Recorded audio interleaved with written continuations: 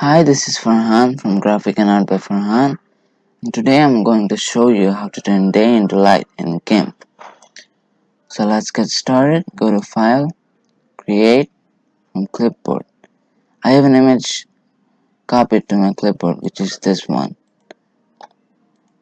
But you can go to New if you want to paste it there or something like that. I'm just gonna go to File, Create, from Clipboard.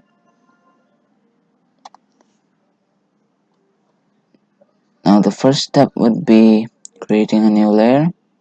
Name the layer, it doesn't really matter, and make sure you have fill with transparency, otherwise if you add white it will fill with white.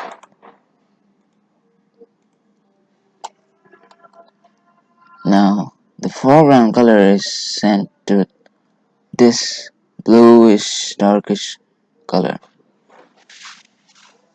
The code is 000D19. Fill with foreground color and send the mode to hard light.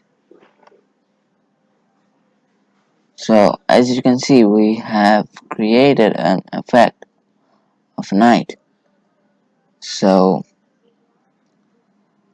that would do it for this tutorial. Thank you for watching. Like, share, and most importantly subscribe. Bye.